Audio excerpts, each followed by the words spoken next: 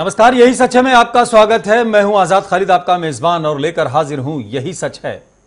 यही सच है में आज सबसे पहले अगर बात करें तो गुजरात में एक विधायक हैं, बलराम थवानी नाम है उनका, और उनके पास एक महिला गई पानी को लेकर शिकायत की कि उनके भाई ने, जो कॉर्पोरेटर है, काउंसलर है वहां पर, वो भी उनके भाई है, तो उन्होंने पानी काट दिया है वहां की बस्ती का। तो उन्होंने उनके साथ धक्का मुक्की की और लातों से बाकायदा मारपीट की। उसका वीडियो भी वायरल हुआ। हालांकि जब पार्टी ने शो कॉज नोटिस उनको जारी किया तो उन्होंने उनको बहन बना लिया और राखी भी बनवा ली है।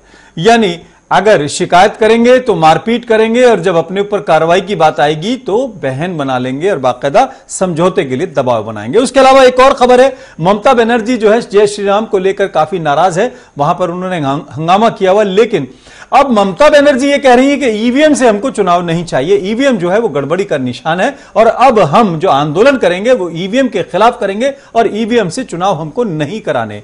ये ममता बनर्जी ने एक नई बात कही है। हालांकि इसको लेकर बीजेपी अपनी तरफ से कहीं ना कहीं शिकायत कर रही है, उसका विरोध कर रही है और कह रही है कि ममता बनर्जी जो है जय श्री राम के विरोध में है। अब क्या उसकी असल वजह है ये तो बाद की बात है, लेकिन इसी बीच अगर बात करें तो कुछ इतिहास की भी बात कर लेते हैं। इतिहास ने बहुत कुछ देखा है। इतिहास ने यह भी देखा है कि मुलायम सिंह यादव और काशीराम ने मिलकर यूपी के अंदर बाकायदा चुनाव लड़ा और सरकार बनाई, मुख्यमंत्री और उप मुख्यमंत्री प्रदेश को दिए, लेकिन बाद में मार कुटाई हुई और गेस्ट हाउस कांड तक सामने आया। कपड़े फाड़े गए एक दूसरे के, एफआईआर दर्ज हुई, थाने में दोनों एक दूसरे के सामने खड़े थे और फिर उसके कई साल बाद अभी हाल में लगभग 143 दिन पहले फिर दोनों में प्यार जगा, प्रेम जगा, बसपा और सपा के बीच में। दोनों ने महागठबंधन किया। हालांकि उसमें उन्होंने चौधरी अजीत सिंह को भी जोड़ लिया था, उनको भी 3 सीटें देकर कहा था कि आप भी महागठबंधन में शामिल है। और हमने कई बार यह पूछा कि महागठबंधन कब तक चलेगा, तो उन्होंने कहा कि 2024 तक चलेगा और विधानसभा चुनाव भी लड़े जाएंगे। और कहा यह जा रहा था कि मायावती को पीएम बनाने के लिए अखिलेश यादव मदद करेंगे और अखिलेश यादव को सीएम बनाने के लिए मायावती मदद करेंगे। लेकिन आज खबर ये आ रही है कि मायावती कह रही हैं कि जो 11 सीटों पर उपचुनाव होने, क्योंकि 11 विधायक जीतकर सांसद बन गए हैं तो वहां पर अब चुनाव होने, टूंडला वगैरह है, आजम कई जगह हैं, जैसे लखनऊ कैंट है और कई जगह 11 जगह, वहां पर अब मायावती कह रही हैं कि वो अकेले चुनाव लड़ेंगी। हालांकि शायद ये पहली बार होगा 9 साल के बाद कि मायावती उपचुनाव लड़ेंगी, लेकिन महागठबंधन में दरार पड़ने लगी। हालांकि अखिलेश यादव ने कहा कि हम मिलकर लड़ेंगे, उन्होंने अभी ऐसे कोई संकेत नहीं दिए, लेकिन राजनीतिक तौर पर इस पर बयानबाजी भी आने लगी है। रामविलास पासवान ने बाकायदा ट्वीट करके कहा हम तो पहले ही कह रहे थे। और हम तो कई बार सवाल भी पूछ चुके, हमारे साथ जब भी समाजवादी पार्टी के प्रवक्ता होते थे वो हमसे लड़ते थे, कहते आप मीडिया के लोग हो, आप नई नई बातें करते हो और आप इस गठबंधन को नजर लगा रहे हो। अब वो नजर लगी है, क्या लगी है तो बाद में बात करेंगे। और अपने पैनल से भी मैं आपको मिलवा देता हूं। आपको एक अफसोसनाक खबर जो हम लगातार दे रहे हैं, आपके लिए अफसोसनाक है, क्योंकि जनता ये चाहती है कि उनका जवाब, उनके सवाल विपक्ष उठाए। विपक्ष की भूमिका के लिए भले ही कांग्रेस को पूरी सीटें ना मिली हो, 52 सीटें ही मिली है, 543 में उसको 55 अगर मिल जाती तो विपक्ष की भूमिका निभा सकते थे, लेकिन 52 ही मिली है। वो विपक्ष जिसको विपक्ष की भूमिका नहीं मिली वो डिबेट्स में भी नहीं आ रहा है, तो कांग्रेस ने डिबेट में आने से इनकार कर रखा है। आजकल सभी मीडिया हाउस पर कोई कांग्रेसी नहीं बैठ रहा। उन्होंने बाकायदा ये नोटिस जारी किया अपने प्रवक्ताओं को भी और मीडिया हाउसेस को भी कि आपका कोई, हमारा कोई प्रवक्ता नहीं आएगा और आप भी उनको नहीं बुलाइए, ऐसी समाजवादी पार्टी का। तो हम उनके सिंबॉलिक सीट्स लगाकर उनका दिखाएंगे। लेकिन अनिल गोयल जी हमारे साथ मौजूद है, बीजेपी की तरफ से अपनी बात रखेंगे। बहुत बहुत स्वागत है अनिल गोयल जी का दिल्ली स्टूडियो में। हमारे साथ अब्दुल बासित साहब मौजूद है, आरजेडी की तरफ से अपनी बात रखेंगे। बहुत बहुत स्वागत है अब्दुल बासित साहब। हमारे साथ लखनऊ से जुड़े हुए इंजीनियर अरविंद सिंह जो कि प्रगतिशील समाजवादी पार्टी के प्रवक्ता हैं, उनका भी बहुत बहुत स्वागत है लखनऊ से अरविंद सिंह जी का।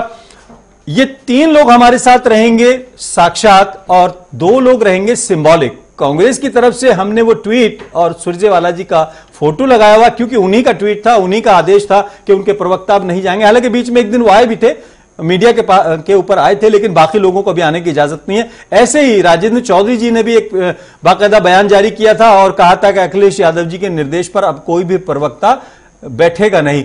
तो अब वो मीडिया पे नहीं आ रहे, जवाब देने के लिए भी और सवाल उठाने के लिए भी ये दोनों लोग नादारद हैं। लेकिन हम इनको कड़ाऊ के तौर पर यहां रखते हैं और बताते हैं कि ये लोग वो हैं जो आपसे मुंह छुपा रहे हैं, आपके सवालों से मुंह छुपा रहे हैं या आपके सवाल उठाने से मुंह छुपा रहे हैं। ये पैनल हमारे साथ मौजूद है। अनिल गोयल जी के पास सबसे पहले चलते हैं। अनिल गोयल जी, हालांकि आज का दिन अगर देखा जाए कई चीजें हैं, लेकिन 2 सवाल बड़े आपसे इंपॉर्टेंट बन रहे हैं। केजरीवाल कह रहे हैं दिल्ली के अंदर हम महिलाओं को फ्री वाई जो है बसों में और मेट्रो के अंदर कर देंगे।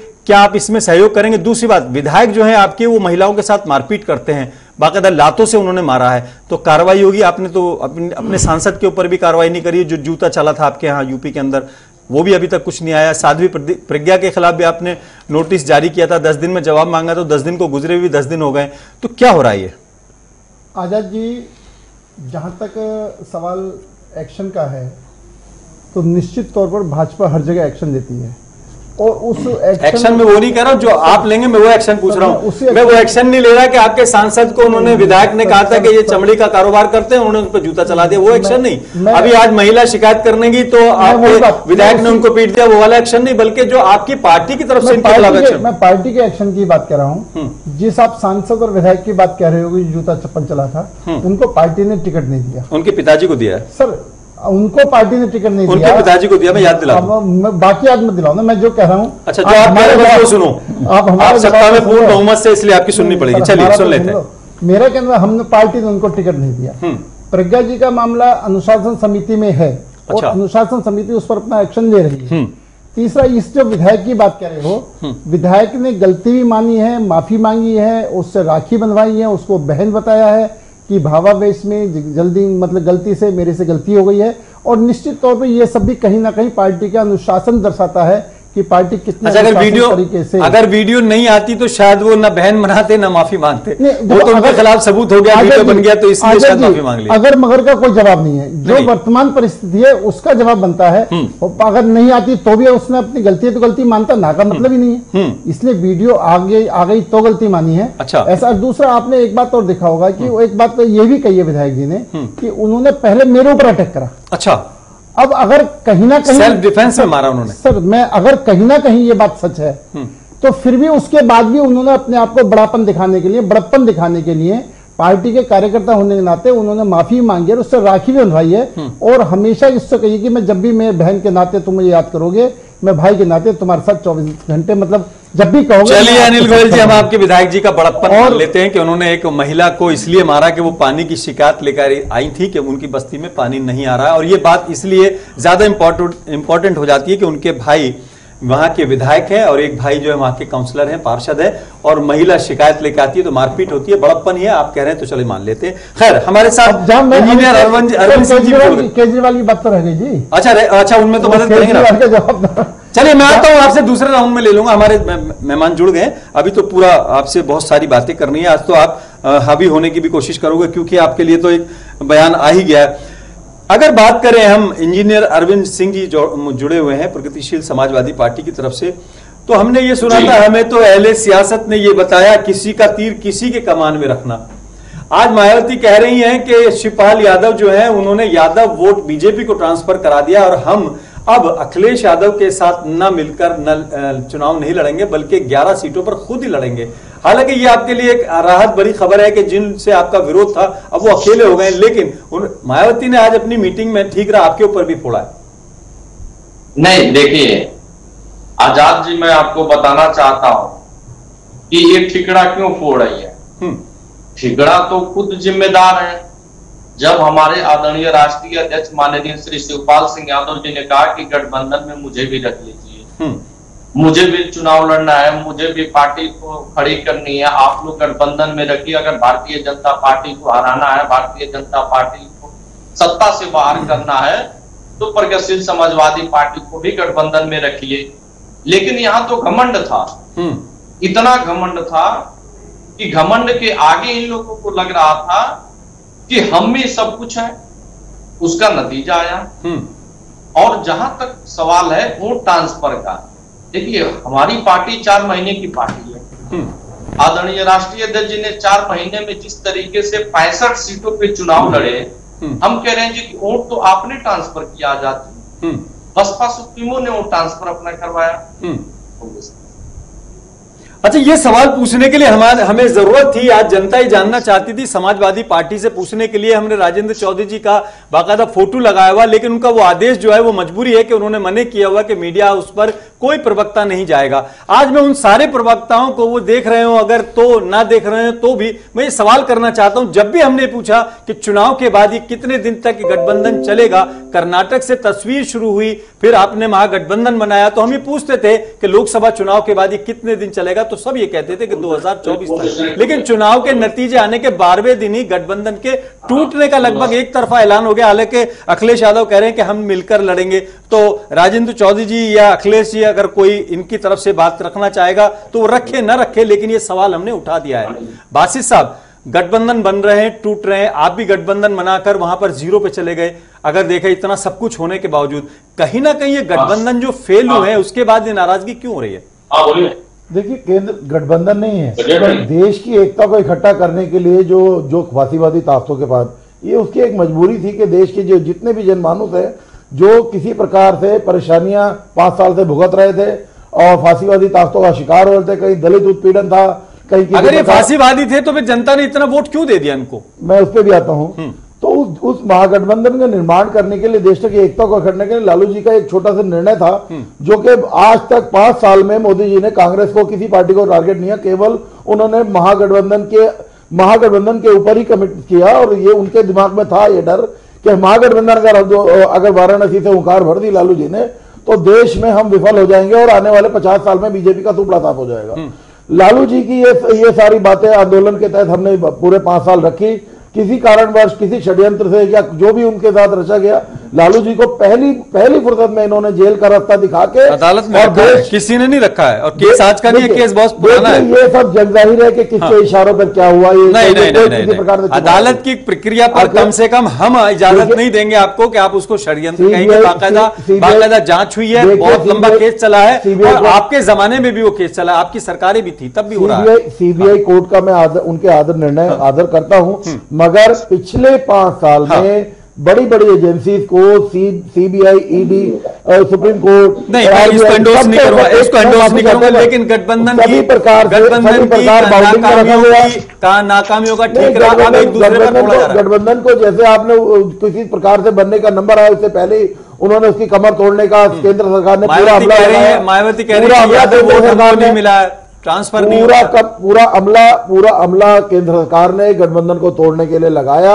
वो कहीं ना कहीं उसमें सफल भी हुए, वो ऐसा नहीं है, मगर भ्रांति में है। इस देश में अभी भी 60% वोट जो अभी इनको नहीं मिला है, वो भी मजबूत देश के कार्यकर्ता एक बार फिर एकत्रित हो गए। कांग्रेस की तरफ से भी हमारे पास सिर्फ एक सिंबॉलिक फोटो है। हालांकि सवाल बहुत बनते हैं। अब ईवीएम को लेकर ममता बनर्जी सवाल उठा रही हैं और कह रही हैं कि ईवीएम के खिलाफ हम लोग आंदोलन करेंगे। तो कांग्रेस से यह सवाल बनता है कि ये भी ईवीएम के ऊपर हमेशा निशाना साधते थे, तो क्या अब विपक्ष कहीं इस पर एक होगा? ये एक सवाल है, वो कभी जवाब कोई देना चाहे ना देना चाहे, लेकिन कल तक अगर कुछ बाद में ममता बनर्जी के कोई साथ खड़ा होता है वो बात की बात है। अनिल गोयल जी, अगर देखा जाए पश्चिम बंगाल में आपने तो जय श्री राम को नारा बना दिया है और एक तरह से कहीं ना कहीं ममता बनर्जी को घेरने के लिए आपने भी पूरी कमर कस ली है, लेकिन क्या अब भावनात्मक लड़ाई होगी वहां पर या ईवीएम की लड़ाई होगी?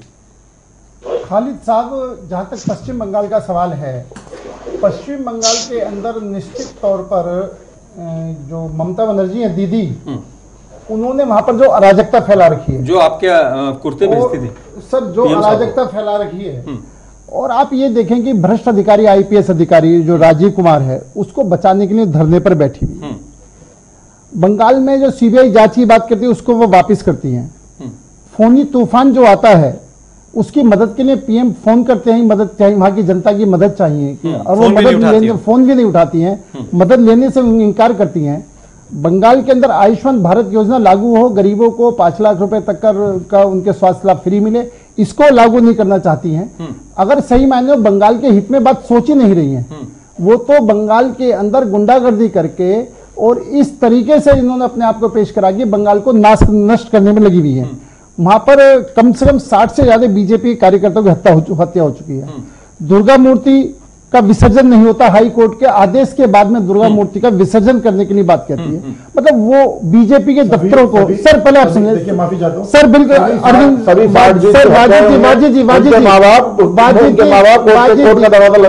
वाजिद जी आप बोल रहे थे, मैं बिल्कुल चुप था, आप पहले सुन लें। और दूसरी बात, आप उनके प्रवक्ता नहीं है, या आप उनके प्रवक्ता उनके बैठ के बात करें। बीजेपी के दफ्तरों को छीना जा रहा है, राम का नाम लेने पर दीदी उनको जेल भेज रही। कौन से देश का कानून ऐसा है कि जो राम का नाम लेने पर दीदी, वो कोई भी देश की मुख्यमंत्री, वो उनको जेल भेजे? तो यहाँ पर तो धर्मनिरपेक्षता है। आप राम का नाम लो, वाहिगुरु का नाम लो, अल्लाह का नाम लो, किसी का नाम लो, उसमें जेल भेजने की बात होती है। तो निश्चित तौर पर ममता जी जहां भी जाती है, उत्तर प्रदेश की जो इस समय मौजूदा हालात में स्थिति बन गई है, अरविंद जी भी जरा चर्चा कर ले अनिल जी। अरविंद जी, उत्तर प्रदेश की बात कर लेंगे, पहले बंगाल के जवाब को देने दो, आपका भी जवाब दे दूंगा। आप अपना भी जवाब क्वेश्चन लिख लो अरविंद जी, आपके क्वेश्चन का जवाब भी मिलेगा, आप लिख के रख लो। आप दोनों पहले ये पूरा हो जाएगा, आपका भी जवाब दूंगा ना, पहले बंगाल के जवाब के तो बात कर लेंगे ना। नहीं, सुन लीजिए, मैं सुन लूंगा, पहले इसका पूरा हो जाएगा, इसको पूरा मैं पूरा कर लूँ ना, मैं पूरा कर लूँ, फिर आपको सुन लूंगा नहीं, पहले इसका जवाब तो ले लो ना। आपका परेशान क्या हो रही है? अनिल जी सुन लेते हैं एक बार, आपका सुन लेते हैं। बंगाल में तो मुझे रो रहे हैं, उत्तर प्रदेश में प्रगतिशील समाजवादी पार्टी की कार्यकर्ताओं की हत्या होती जा रही है भैया, उत्तर दिन प्रतिदिन यहाँ उत्पीड़न हो रहा है विपक्षी दलों का, और उसके अंदर बीजेपी कहीं शामिल है तो बताओ आप अगर कोई भी जगह बिना बातों आरोप मत लगाओ। एक भी कार्यकर्ता, एक भी कार्यकर्ता दिन दहाड़े हत्या हो रही है। अरविंद जी, एक सप्ताह में 27 हत्याएं हो जाती है। राजनीतिक द्वेष भावना से हत्या हुई हो, वहां पर तो पेड़ों पर लटका दिए कार्यकर्ता भी। एक मुख्यमंत्री, एक मुख्यमंत्री पीछे बातें थी, बीजेपी के कार्यालय में जाकर के, बीजेपी के कार्यालय का ताला तोड़ करके और उसके अंदर एंट्री करे और उसमें उसका अपना निशान खुद पेंटिंग करे, ये क्या कानून व्यवस्था है? अगर कहीं भी कुछ गलत हुआ है तो पुलिस का सारा यानी अब पश्चिम बंगाल पे फोकस रहेगा। विधानसभा चुनाव से पहले दोनों पार्टियां गर्म रहेंगी, लेकिन हमने जो आज शुरू किया था मामला, वो ये किया था कि मायावती अब कह रही है कि 11 सीटों पर अकेले वो चुनाव लड़ेंगी। ये जो गठबंधन हुआ था अरविंद जी, इसमें आपके ऊपर भी ठीकरा फोड़ा जा रहा है, लेकिन अब तो आपके लिए एक राहत की बात है कि कम से कम चाचा भतीजे मिल जाएंगे इसके बाद, या कुछ लगता है? नहीं, देखिए, मिलने की कोई सवाल नहीं है। आजाद जी प्रगतिशील समाजवादी पार्टी माननीय राष्ट्रीय अध्यक्ष जी के नेतृत्व में बहुत आगे निकल चुकी है, दिन रात संघर्ष कर रही है। अभी 10 से लेकर 13 तक लगातार बैठकें बुलाई गई है। जहां तक मायावती जी के ठिकरे फोड़ने का सवाल है, मुझे लगता है कि जो आदरणीय मायावती जी ने किया है सपा के साथ, 38 सीटों के अलावा जिस तरीके से उन्होंने वोट ट्रांसफर कराया है बीजेपी में, उनको हम लोग दिखाई दे रहे हैं। हम लोगों की पार्टी नई पार्टी थी, आप तो 38-37 सीटों पे लड़ी, और प्रगतिशील समाजवादी पार्टी उत्तर प्रदेश में 65 सीटों पे चुनाव लड़ती है। और पार्टी को एक यह होता है कि हम अपने के लिए वोट मांग रहे थे, हमें क्या जरूरत है बीजेपी में ट्रांसफर कराने की? कहीं ना कहीं इस पे संदिग्ध लगता है आदरणीय मायावती जी पे कि इन्होंने 37 सीटों के अलावा बीजेपी में वोट ट्रांसफर कराया, जिसका आज नतीजा सारे चैनलों पे दिखाई दे दिया है। यह हम लोगों को कहने की जरूरत नहीं है। हमारी पार्टी नहीं बनी थी, हमने अपने पार्टी के लिए संघर्ष किया, हमने अपने पार्टी में जो भी, यानी आपने भले कामयाब ना हुए, लेकिन उन्हें भी कामयाब नहीं होने दिया। नहीं, ऐसा देखिए आजाद जी, ऐसा कुछ नहीं है। माननीय श्री शिवपाल सिंह यादव जी संघर्ष करते हैं, एसी से के मंच से भाषण तो होती नहीं, एसी वाली गाड़ी से रोड शो तो होती नहीं। जमीनी कार्यकर्ताओं के लिए जब आप लड़ाई लड़िएगा, जब जमीनी स्तर पे कार्यकर्ता तैयार कीजिएगा, तब जाके आपको वोट मिलेगा। यह आदरणीय मायावती जी 30 करोड़ में जब टिकट देगी कश्मीर से कन्याकुमारी तक, और उसमें उनके जो आदरणीय अखिलेश यादव जी हैं उसमें भी शामिल हो जाते हैं। या देखिए आजाद जी, उत्तर प्रदेश नहीं देश जानता था कि आदरणीय मायावती जी को अब पिछड़े दलित मुसलमानों की चिंता नहीं है, अब झुग्गी झोपड़ी वालों की चिंता नहीं है, अब गरीबों की चिंता नहीं, अब महिलाओं की चिंता नहीं। लेकिन अरविंद जी, ये कैसे समझा जाए, ये कैसे समझा जाए? अब इनको चिंता एक मिनट 30 करोड़ और 35 करोड़ की। अरविंद जी, ये कैसे समझा जाए कि बीजेपी को मदद किसने की है? मायावती कह रही है कि शिवपाल यादव ने कहीं ना कहीं मदद की है, अखिलेश यादव अपनी पत्नी का भी टिकट सीट नहीं बचा पाए हैं, यादवों ने वोट नहीं दिया। सुन लीजिए एक मिनट, सुन लीजिए। आप कह रहे हो कि यूपी के अंदर हालात खराब है, आपके कार्यकर्ताओं की हत्या हो रही है, तो आपको शिकायत है बीजेपी सरकार से, लेकिन आप पे आरोप लग रहा है कि आपने उनकी मदद की है। नहीं, मैं आजाद जी इसीलिए साफ करना चाहता हूं। देखिए, प्रगतिशील समाजवादी पार्टी को अगर वोट ट्रांसफर कराना होता तो हम 2 सीटों पे लड़ लेते, 4 सीटों पे लड़ लेते थे, 65 पे नहीं फाइट करते। हमें अपना संगठन मजबूत करना था, हमें अपनी पार्टी को स्टैंड करना था, और हमने अपने पार्टी के लिए हमारे सभी कार्यकर्ता पूरे प्रदेश में, अन्य राज्यों में 11 जगह हम चुनाव लड़े, कौन सा ट्रांसफर कर लिए। हमें अपने पार्टी को किस तरीके मजबूत करना था, इसलिए हम लोगों ने मेहनत किया। लेकिन आदरणीय मायावती जी का वोट नहीं ट्रांसफर हुआ सपा में, आज उसकी खामियाजा है कि परिवार के लोग तक चुनाव हार गए और केवल 5 सीटें बच पाई, वो भी वो सीटें बची है जो केवल नेताजी आदरणीय अखिलेश जी। अब इस बात को कहने के लिए समाजवादी पार्टी की तरफ से या बसपा की तरफ से तो कोई है नहीं कोई, लेकिन ये सवाल जरूर आपने बड़ा खड़ा कर दिया है कि वोट ट्रांसफर किसका नहीं हुआ।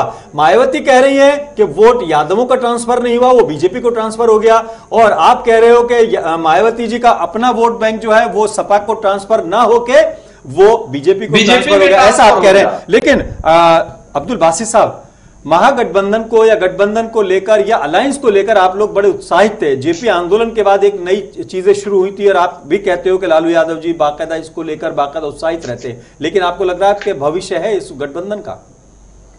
देखिए, महागठबंधन किसी भी तरह का गठबंधन का, केवल एक ही गठबंधन, वो अभी पूरी तरीके से कायम है। देखिए, पार्टी बेशक सारे चुनाव हार गई हैं, मगर पार्टियां अपनी जगह मजबूत हैं, कार्यकर्ता उनके भाई के भाई हैं। पार्टी अभी भी, हमें पिछली बार हमारे पास 4 MP की सीट थी जिसमें 1 करोड़ 4 लाख वोट लिए थे। इस बार हमारा vote percentage 1 crore 17 lakh vote आया है।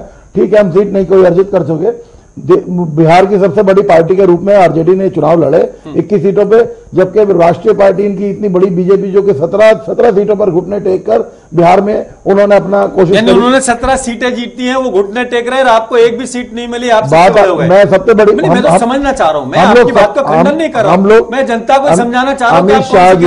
अमित शाह जी ने बिहार में जाकर नीतीश के सामने, जिसकी 2 सीटें पिछली बार 2014 में आई थी, उसके साथ गठबंधन बनाने के लिए एक सोची समझी साजिश के तहत उन्होंने वहां जाके घुटने टेके, 17 सीटों की डिमांड करी। नीतीश ने 17 सीटों का ऐलान किया। नीतीश अंदर ही अंदर ये चाहते थे कि मैं एक एनडीए जो है, बेशक आज एनडीए का क्या है, एनडीए किसी प्रकार का कोई गठबंधन नहीं है, एनडीए किसी प्रकार का कोई गठबंधन नहीं है, उसमें केवल बीजेपी की शासन। जिस टाइम एनडीए था, जॉर्ज फर्नांडिस उसके अध्यक्ष होते थे।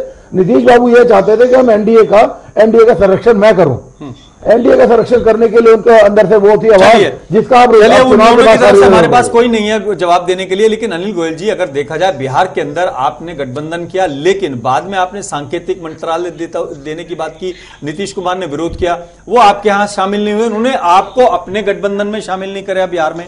तो क्या ये कौन सी रिश्तेदारी है? दूरी भी है, नजदीकी भी है? आजाद जी, पहले तो मैं अपने बाजिद भाई जो कह रहे हैं आरजेडी, अब्दुल बासित साहब जो कह रहे हैं आरजेडी के बारे में, जब ये चारा घोटाले के अंदर मुख्यमंत्री जेल हुई थी तो उस टाइम ये खुद मुख्यमंत्री थे लालू यादव जी। बिहार में बीजेपी का राज नहीं था, सेंट्रल में बीजेपी का राज नहीं था, दोनों जगह इनका राज। नहीं, उसको हमने खंडन कर दिया, अदालत की प्रक्रिया थी, उसको नहीं, उसमें हमने पहले कर दिया, आपके कहने से पहले हमने खंडन। मैं वही बात कह रहा हूं।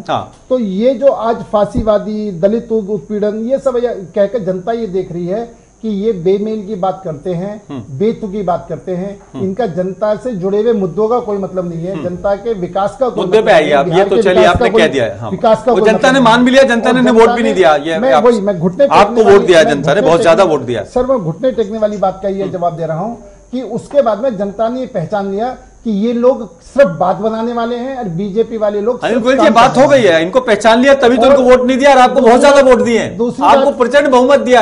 आप तो ये बताइए कि दिल्ली में आपने अगर नीतीश कुमार को शामिल नहीं किया तो नीतीश कुमार ने बिहार में आपको शामिल नहीं करा, ये कौन सी रिश्तेदारी है कि ना हम आपकी दावत में आएंगे ना आप हमारी दावत में आएंगे, रिश्तेदारी बनी रहेगी? ऐसा कुछ नहीं है, बिल्कुल नहीं है। ये जो उनके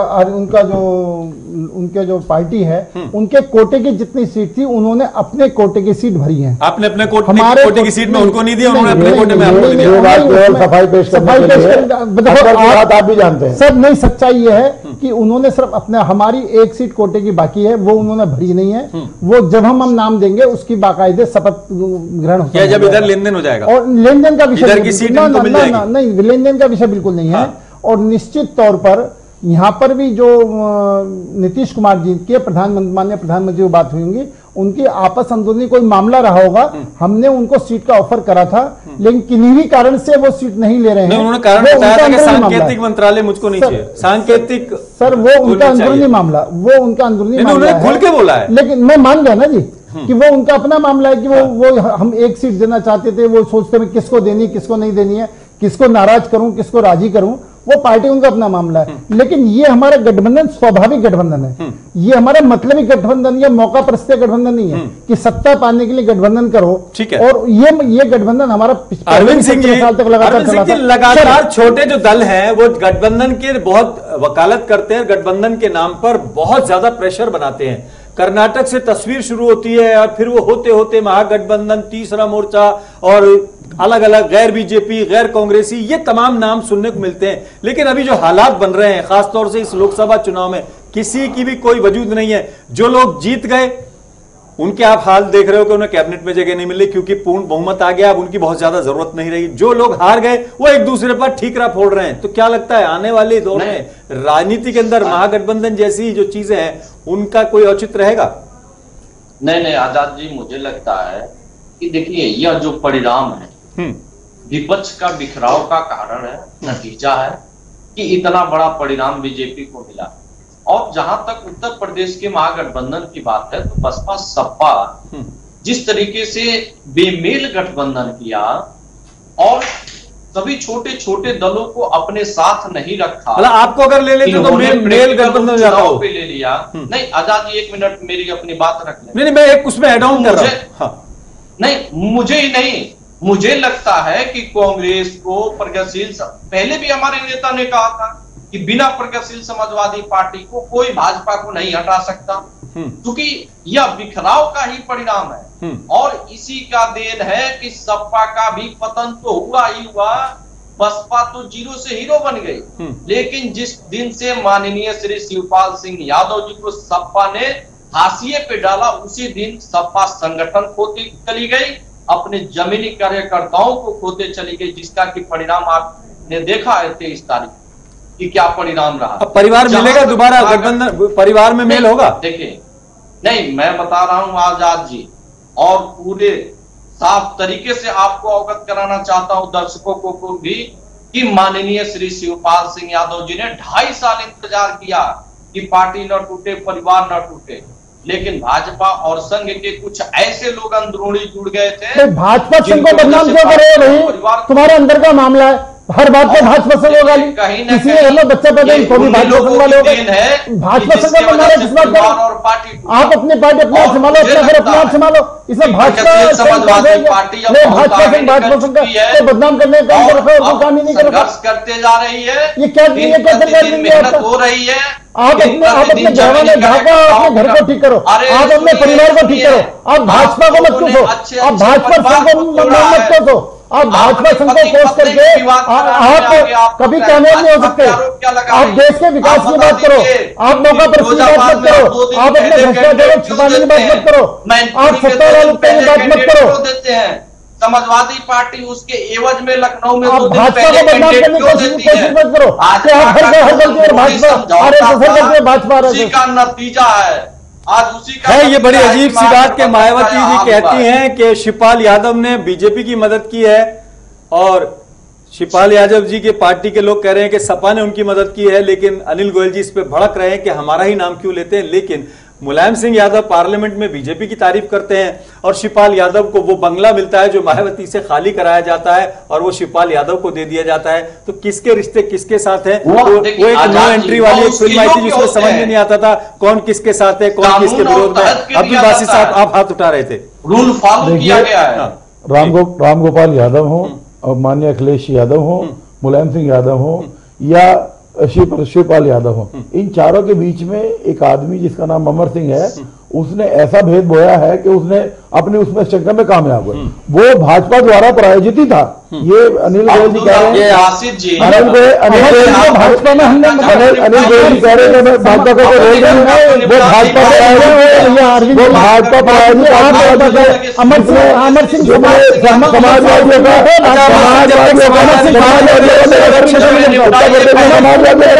का करी थी, वो समाजवादी पार्टी में थी, बीजेपी में करी थी। वो समाजवादी पार्टी खास आदमी था, आपका मुलायम सिंह यादव खास आदमी है, आप उसको बीजेपी का पिट्ठू कैसे कह रहे हो? बीजेपी नहीं,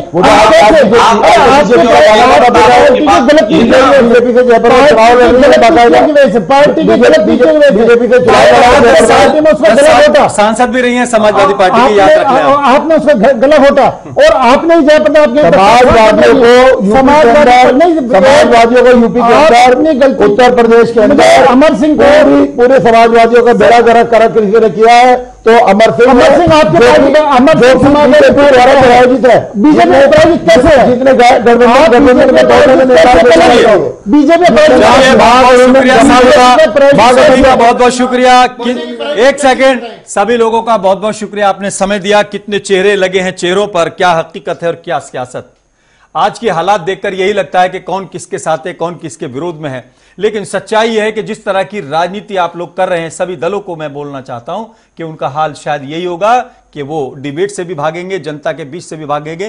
कांग्रेस और समाजवादी पार्टी के ये दो फैसले आपके सामने हैं। कांग्रेस ने बाकायदा अपनी तरफ से फरमान जारी किया है कि उनका कोई प्रवक्ता किसी टीवी डिबेट में नहीं आएगा, टेलीविजन पर नहीं आएगा, प्रेस से बात नहीं करेगा। और ऐसे ही समाजवादी पार्टी की तरफ से भी। तो शायद ये इस बात का सबूत है कि न तो उनमें सवाल उठाने की हिम्मत है, न जवाब देने की ताकत।